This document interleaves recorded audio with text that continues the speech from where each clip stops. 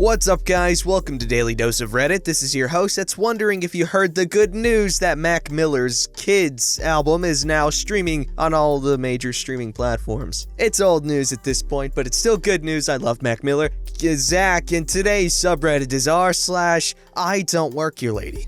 This story is called Not Talking Trash is Sexual Assault? First time Reddit poster here. I don't know if this counts, but oh well, buckle down for a long explanation. Some background: I'm a plumber and I'm only 18. I went to a trade school for high school and came out with a full-time job as an apprentice. This happened about 5 months ago and has had me messed up ever since. I was working in a 4-story building inside the city, and there's only one elevator, which we weren't allowed to use because of the companies that worked in the building itself. And then only one spiral square staircase, needed for later. My journeyman and I were wrapping up our day and packing up everything. As the younger guy, I was sweeping and taking the loads back down to the truck to get ready to leave, and on one of my last trips, I was only taking a trash bag and a few of the hand tools I hadn't grabbed yet. I'm in my normal work clothes, but my boss isn't strict about wearing company clothing, so I'm only wearing my Dickies pants and a beat-up sweatshirt with no labels.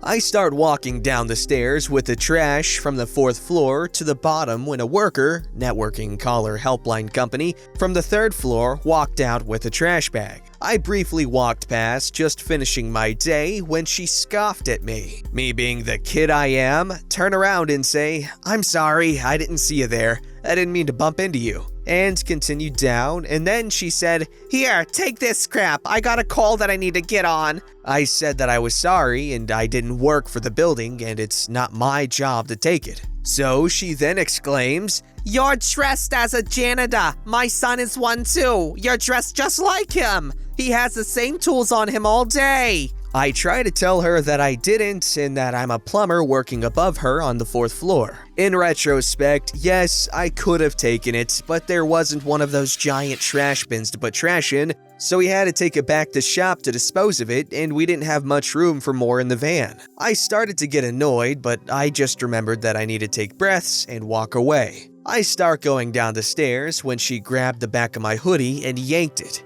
I spun around like, what the hell, and she slammed the bag into my stomach, sending me stumbling down the stairs. This was when one of her coworkers comes out because of the commotion, and she starts fake crying, saying I sexually harassed her, and that she shoved me down the stairs in an attempt to save herself. I tried to say something, getting up, but the guy was on the phone with the cops already, and he took her away to calm her down. I started to get so mad at this woman, but my coworker came to me and said everything would be fine. This is when the biggest blessings ever occurred. My buddy loves to mess with me. He'd take videos of me working or being oblivious, and he'd like to throw coins at me to be funny or dump water on me just as a joke to lighten the day up a bit. Well, he recorded the interaction and the lady never knew he was there. Reason why spiral staircase was important. By the time he made sure I was alright, the cops were there about 10 minutes later after the whole thing went down. They talk to the woman and they take her side of things at first. They start questioning me in the stairwell, and my buddy said he witnessed it and had a video. He began to show the video to the cop of literally everything. From the moment I began down the stairs and past this lady to her shoving me down the stairs. He talks to her, and from the second he said there was a video, she turned ghost white. They took her downstairs to the cruiser, and the cop came back to me asking if I needed assistance or an ambulance, as I had a gash on my elbow when I stumbled down, but I was totally fine though, just in complete shock. He also asked if I wanted to press charges, and I said I would. In the following time since this happened, I've taken her to court, she's been charged, and is serving time for assault and battery, and another thing I don't recall. What's important to know, as I'm realizing now, is that there were no cameras in the stairwell. I would have been screwed. Absolutely screwed. It was a huge reality check for myself. I could be sitting in jail serving time for something I didn't do at this very moment. It could have ruined my life, to be quite honest. Luckily, my buddy was there, and ever since then, I have never complained once about him messing around with me. Shortly after this, the building installed new cameras everywhere. Being 5 months later, my parents have been awesome in teaching me about all this stuff, especially since I'm a man and it can get scary with accusations like that. They believed me, and I've always been raised by them to treat women right, and I'm the kid who wouldn't hurt a fly. Disclaimer, I typed this on my phone, and I sucked in English all my life, so I know the grammar is probably terrible. Don't worry, buddy. But holy crap, that is terrifying. Imagine just being fresh out of high school and this woman lies and absolutely ruins your life. Holy cow, I am now seeing the value in cameras. Now, I'm curious, what's the investigative process for situations like this? Say if there was no footage of what happened, and basically it was her word versus his. Who would have had the benefit of the doubt? Now, I do know that the burden of proof is always on the prosecution's side, and they have to work on proving him guilty as opposed to him proving himself innocent, but we all know just the fact that the accusation exists in the first place are some points for the prosecution. Because it doesn't matter if it is false, there's always going to be that association with that person, and it could damage them for life. So, commenters that know more about this than I do, which is probably a lot of you, this 18-year-old kid gets accused out of nowhere for assaulting this woman. How likely is he to get away with it, alright, without all the footage? This story's called Karen Thinks I'm a Cop and Has a Fit. So this is just a warning, but this happened literally years ago, so some of the details are a bit fuzzy to me, so sorry about that. But I figured I'd post it anyway since I'm sure someone will enjoy it, so I'll just tell it how I remember it. If any Reddit tubers like r/MK, Daily Dose of Reddit, Voicey here, and etc. decide to read this, my family lived in Texas at the time, so you can have fun with the voices. Here's the setup of what happened. I was a 15-year-old boy at the time in the Police Explorers. If you don't know what that is, it's pretty much the Scouts except geared towards helping youth learn about police and eventually getting a career in law enforcement. My father was a patrol sergeant at the local constable office, so he was a supervisor. The constable was close with most of his officers and was a family friend.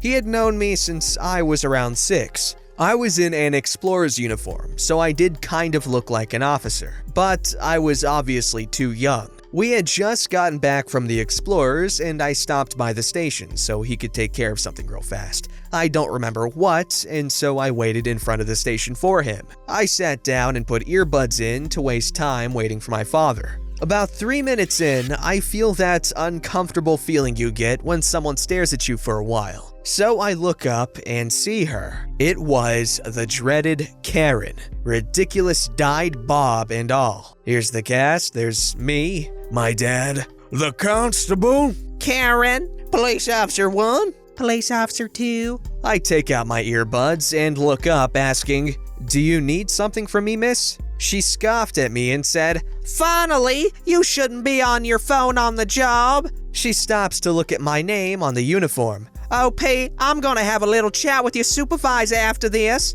I was a little confused, seeing as I am obviously too young to be a cop, but felt like I could clear this up pretty fast. I made the mistake of stopping her. "Ma'am, I'm a police explorer, not a—" She snapped at me. "Don't you interrupt me. I want to file a report, so go behind the desk and do your job." I look at her with a "you have got to be kidding me" look and decide I don't want to deal with this and decide to wait for my dad outside instead. I start to walk off. Admittedly, another dumb mistake on my part. Karen is a bit taken aback at first, but recovers fast and follows me, yelling and screaming about how rude I am for walking away from her and how she's going to have my badge for treating her this way. Yeah, sure, lady. Take my explorer's badge. Right before I get out, one of my dad's friends walks in. "Hey there, OP.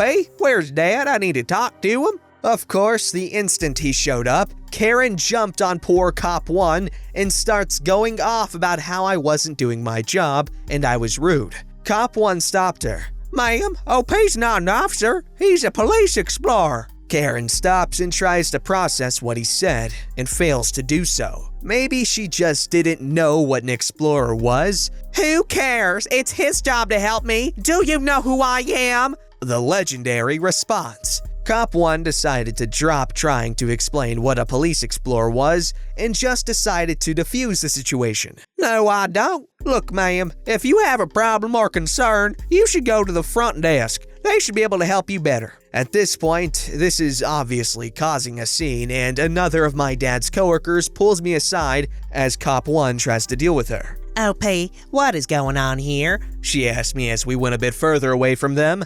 "Well, Miss Cop 2, I was sitting here waiting for my dad, and this lady," I gestured towards her, "started going off on me for being rude and not doing my job." I did the air quotes. She looks at me, then back over to Karen and Cop 1. "OP, I'm sure Cop 1 will take care of this. Do you want to wait in the back for Dad?" I say yes and follow her to the back. About 3 or so minutes in, my dad comes out and sees me sitting in the back waiting for him with Cop 2. "Hey, Cop 2, what's OP doing back here? Did something happen?" "Yeah, there was this woman up front harassing OP, so I took him back here to wait." My father talked to Cop 2 and says he'll take care of it. He walks off to let the constable know about the disturbance up front and not to worry about it. Then comes back a few minutes later. He took me up front to leave.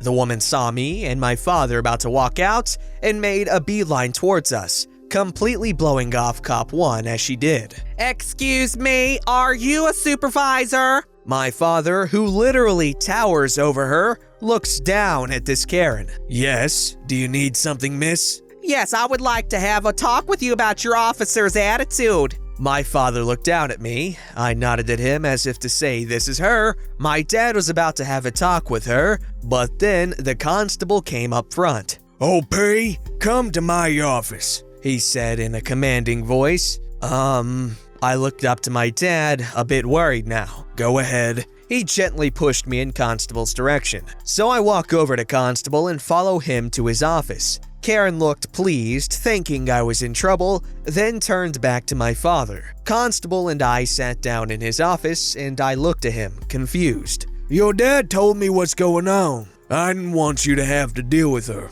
My wife made some cookies. Would you like some?" "Sure." I went ahead and took a few, thanking him. We sat in the office for about 2 minutes, then Constable took me out front. At this point, Karen seemed pretty upset, obviously because my father talked her down. So I walk over to my father and he went to talk with Cop 1 for a bit. As this was happening, Karen decided to go to Constable to start to complain. Constable interrupted her and told her something about how I was clearly a teenager, not a police officer. And even if I was an officer, she was out of line for treating his officers and I the way she did. If she needed something, she would have to go to the front desk like everyone else. I'm not sure what happened to her after that, as we left the station pretty quickly after my dad talked to Cop 1, and Karen didn't come outside. They killed her. I'm just kidding. However, if I could take creative liberties with the story, I definitely would make that the case. Man, I've got some good stuff to add to this. However, that would make it not true. Anyways, all that aside, that's a cool story. Sounds like a cool place to grow up around. I like it when coworkers are cool with each other's kids and all that stuff, because I know when my dad used to work at cons when I was a little kid, and he'd take me to the store with him because he was a single dad at the time. It was always so cool because all his coworkers and friends were always so nice to me, and I'd get a bunch of free crap like drinks and cookies, and I was a fat kid. Also, this is very irrelevant. My mom made lemonade, okay? However, she's Pakistani. This story's called Mistaken for a Caterer at My Own Wedding Party. And it says, edit, today I learned the term chutzpah, which is kind of like unapologetic, like someone who is unapologetic, they have a lot of chutzpah. My wedding party was very informal. We wore sports jerseys. A lot of family and friends of family came, including a batch of people that I didn't even know, which got a little weird because we still only personally invited everyone and told everyone to let us know if they have a +1 and it would be fine for us to invite them. This is so we could track catering expenses and space concerns. It was a rough day, and I was very limited in support, and I was taking care of most setup and issues myself in a party of roughly 80 people. It felt more like work than a party. The time finally came where I could rest when issues were taken care of. About halfway through the party, the sun was beginning to set. I sat down in the corner and wiped the sweat off my face and looked over at my food. Everyone had eaten except me, so I was ready to finally dive into the food I paid for. Some woman I never met in her late 20s asked me to bring a plate for her kids. I'm sorry, ma'am. I want to bring some stuff for my wife and start eating myself. Oh, caterers can bring their family to events like this? Somewhat confused at her response. The caterers here are a family business, so sort of. Isn't it inappropriate for you to eat food someone else paid for? Confused even further, but giving a chuckle. I paid for it. I'm sorry, who did you come here with? Oh, really? You must be the party planner. Are you a friend of the groom's? I was invited by the groom. I'm Francine.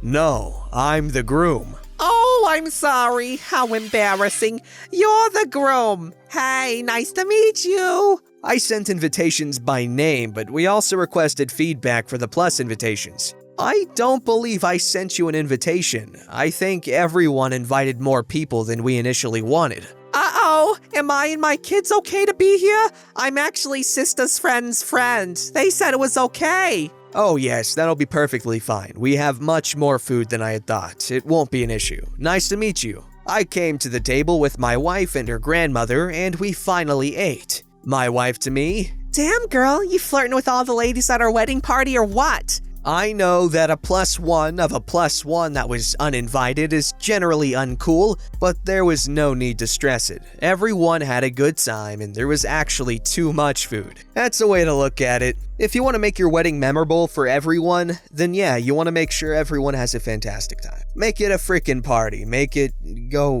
crazy, make it fun. However, that is also expensive, so be prepared to win the lottery before you do that. But if you want to make it intimate and very sweet and a low fanfare affair, then you do your thing. It's your day. Make it for you or make it for everyone. Personally, I think I'm gonna do 2 weddings. One's gonna be, the real deal sort of thing. Just the important stuff like making your marriage official, making out in front of people. Don't forget to like, subscribe, and hit that bell to never miss an episode.